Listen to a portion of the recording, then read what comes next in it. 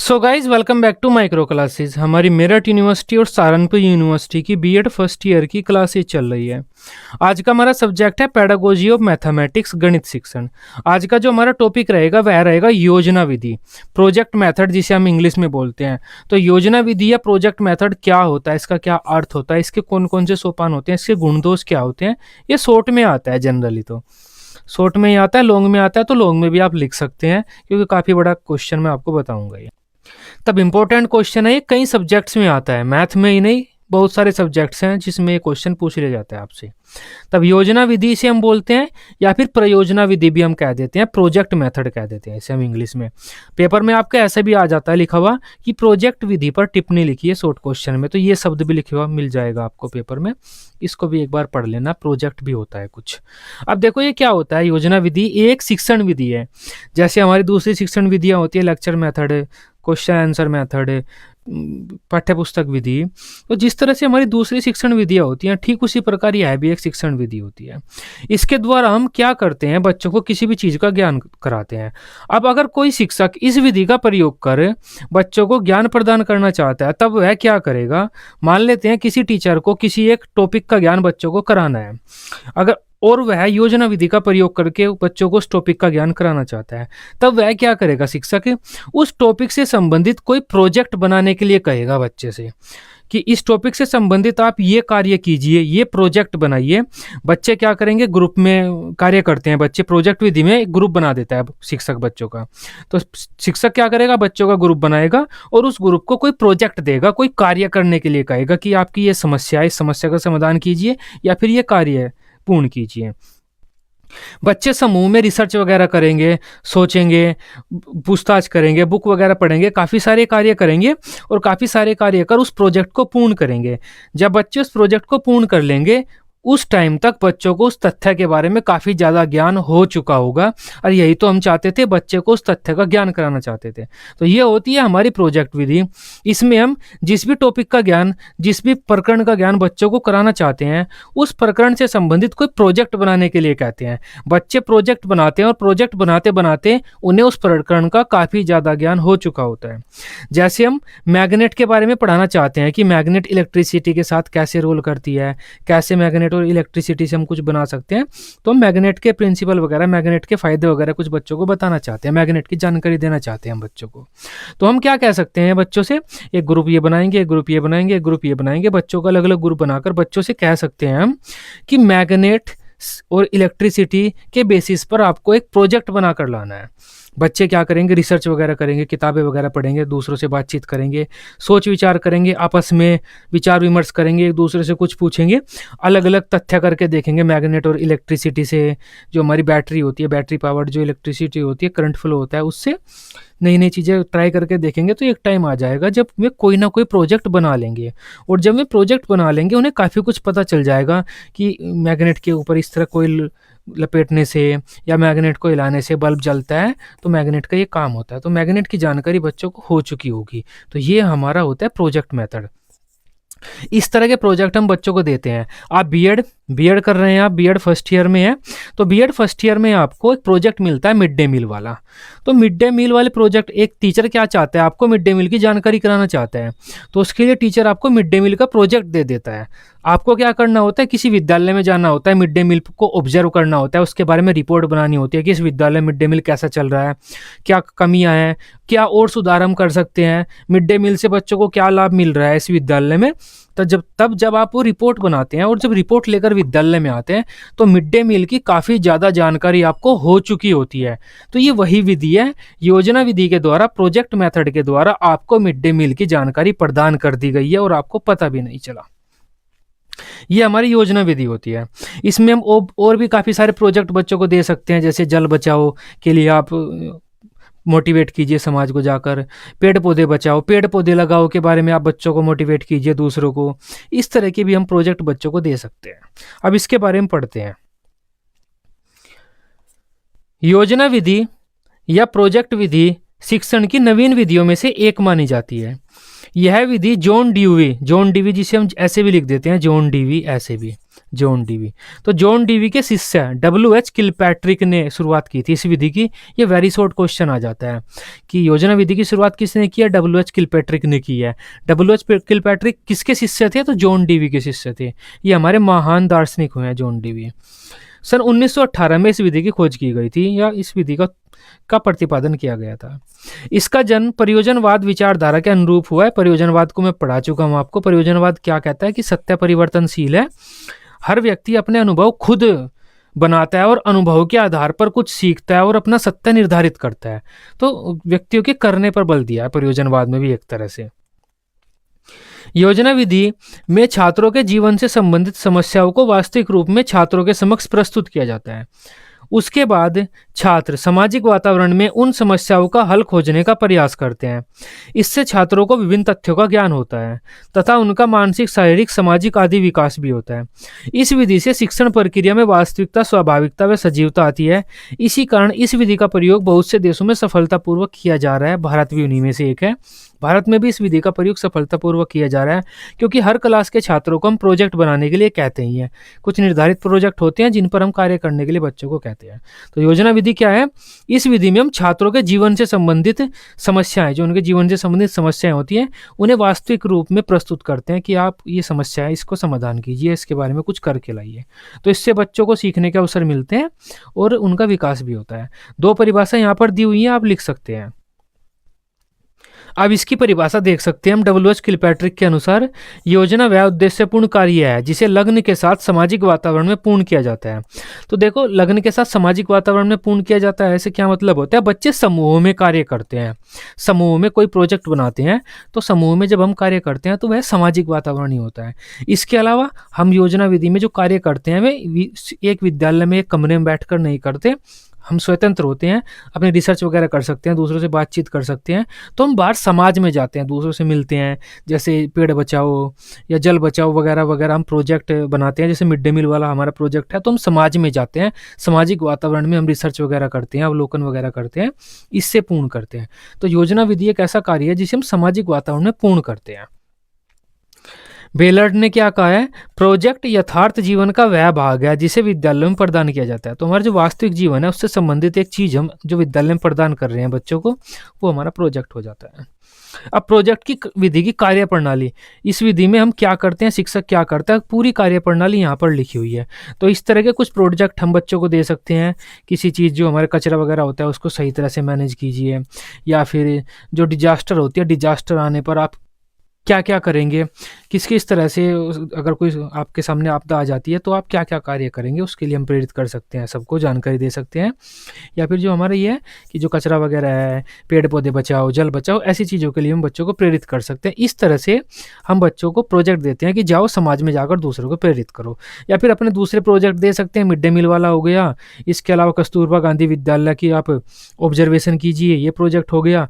या साइंस के जो प्रोजेक्ट होते हैं मैग्नेट वगैरह के, इसके भी हम ये भी प्रोजेक्ट दे सकते हैं।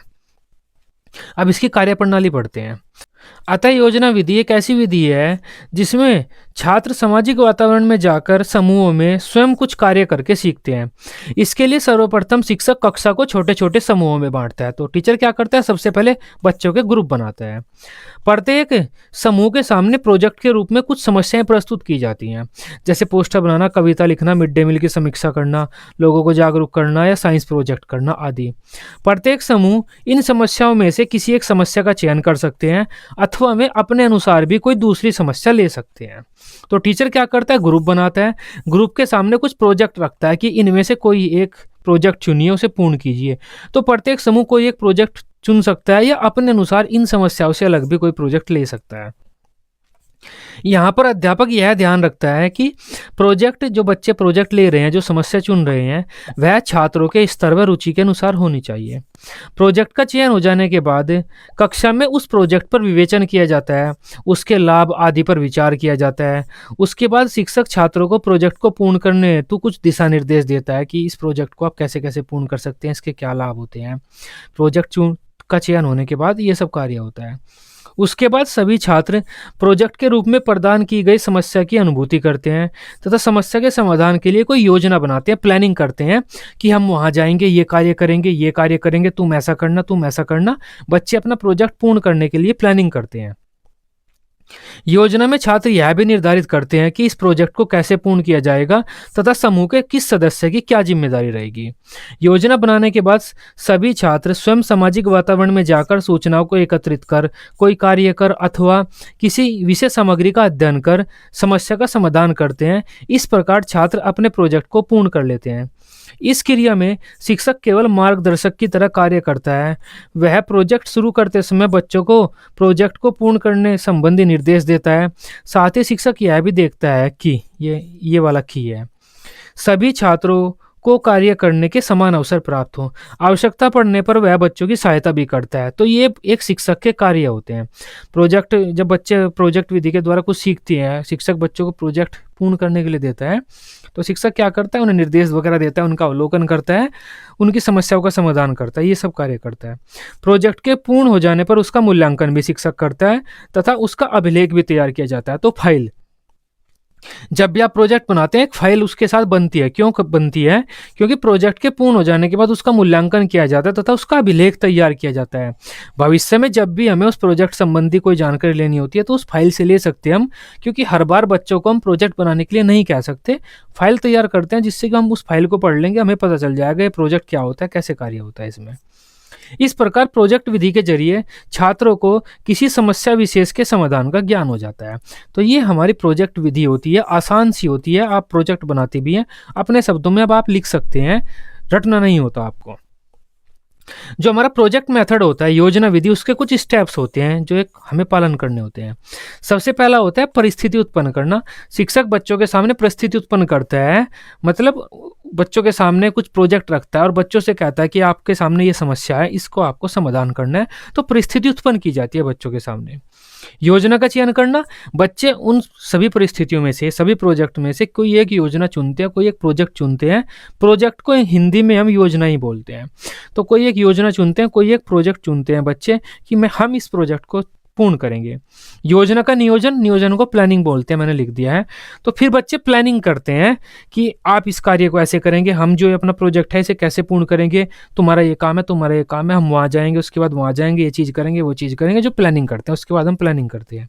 तो यहाँ पर टीचर बच्चों को प्रोजेक्ट देता है, बच्चे सभी प्रोजेक्ट में से कोई एक प्रोजेक्ट चुन लेते हैं और उसे पूर्ण करने की प्लानिंग करते हैं यहाँ पर, और उसके बाद यहाँ पर उसे पूर्ण कर लेते हैं, मतलब कार्य वगैरह करते हैं। तो हमारी योजना को वे पूर्ण कर लेते हैं। उसके बाद शिक्षक उनके प्रोजेक्ट का मूल्यांकन करता है कि उन्होंने क्या क्या कार्य कैसे किया है, क्या वह सही भी है नहीं है, और उसके बाद उस योजना का एक लेख रखा जाता है, अभिलेख तैयार किया जाता है, एक फाइल बनाई जाती है। तो ये हमारे स्टेप होते हैं जो योजना विधि में होते हैं। अब योजना विधि के गुणों की बात कर लेते हैं हम। यह विधि मनोवैज्ञानिक सिद्धांतों का पालन करते हैं, क्योंकि बच्चे खुद कुछ करके सीख रहे हैं।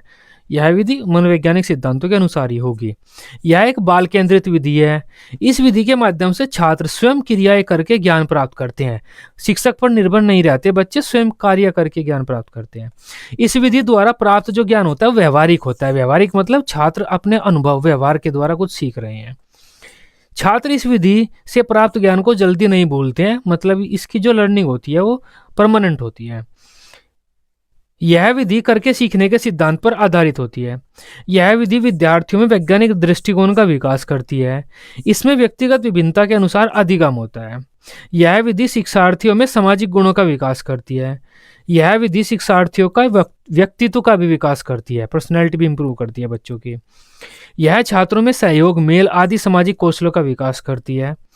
इस विधि के द्वारा छात्र क्रमबद्ध रूप से ज्ञान अर्जित करते हैं। तो ये कुछ इसके गुण हो जाते हैं। अब इस विधि के दोषों की बात कर लेते हैं हम। जैसे हर विधि के कुछ गुण होते हैं, कुछ दोष होते हैं, तो इस विधि के भी कुछ दोष होते हैं। सबसे पहला पॉइंट है समय व ऊर्जा व धन ज़्यादा खर्च होता है। हम अगर किसी पॉइंट का, किसी टॉपिक का ज्ञान बच्चों को कराना चाहते हैं प्रोजेक्ट विधि के माध्यम से, तो एनर्जी ज़्यादा वेस्ट होगी, पैसे ज़्यादा लगेंगे बच्चों के, और इसके अलावा समय भी ज़्यादा खर्च होगा। यह विधि विद्यालय की समय सारणी में व्यवस्थित नहीं होती।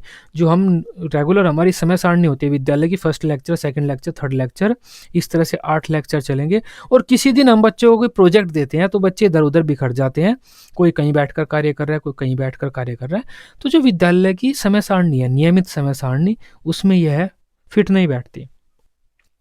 इस विधि के लिए अत्यधिक अनुभव व कुशल अध्यापक की आवश्यकता होती है। इस विधि पर अच्छी पाठ्य पुस्तकों का अभाव है। अब हम किसी प्रोजेक्ट को कैसे पूर्ण करेंगे, कितने प्रकार के प्रोजेक्ट होते हैं, तो उस पर एक अच्छी पाठ्य पुस्तक भी नहीं हमारे पास है। इस विधि में अर्जित ज्ञान की पुनरावृत्ति नहीं हो सकती, क्योंकि अगर बच्चों ने कोई प्रोजेक्ट बना लिया है तो वे उस पुनरावृत्ति के लिए एक फाइल पर ही निर्भर होते हैं। लेकिन ऐसा नहीं कर सकते कि मैं दोबारा जाकर उस प्रोजेक्ट को बनाए, तो पुनरावृत्ति नहीं कर सकते हम पूरी ज्ञान की। शिक्षक अपना ज्ञान व कौशल छात्रों को नहीं दे पाता इस विधि में, क्योंकि शिक्षक नहीं बताता आप किस प्रकार प्रोजेक्ट बनाएंगे, क्या करेंगे, बच्चों की मर्जी में कैसे काम करें। अधिक छात्रों वाली कक्षा में यह विधि अनुपयुक्त हो जाती है, क्योंकि एक टीचर सभी बच्चों की मदद नहीं कर पाता, सही बच्चों के प्रोजेक्ट को नहीं देख पाता। इस विधि में छात्रों का मूल्यांकन करने की भी समस्या होती है। देखो, प्रोजेक्ट में हम मूल्यांकन पर बल नहीं देते, क्योंकि सब बच्चे अपना प्रोजेक्ट खुद लाते हैं। तो जैसे अगर हमने बच्चों से कहा कि आप जनसंख्या पर कोई प्रोजेक्ट बनाकर लाइए, तो बच्चे जनसंख्या के ग्राफ वगैरह बनाकर लाएंगे, तो हम उन्हें गलत भी नहीं ठहरा सकते कि आपका ये ग्राफ गलत है, क्योंकि बच्चों ने जिस एरिया में उस प्रोजेक्ट को पूर्ण किया है, क्या पता वह उस एरिया की जनसंख्या का ग्राफ ऐसा ही हो, वहाँ पर लड़कियों की संख्या ज़्यादा हो, लड़कों की संख्या कम हो। तो मूल्यांकन की भी समस्या रहती है, हम बच्चों का पूरी तरह से मूल्यांकन भी नहीं कर पाते इस विधि में हम, कि बच्चों ने सही कार्य किया है, गलत कार्य किया है, बस ठीक है बच्चों ने वह कार्य किया, सही किया होगा।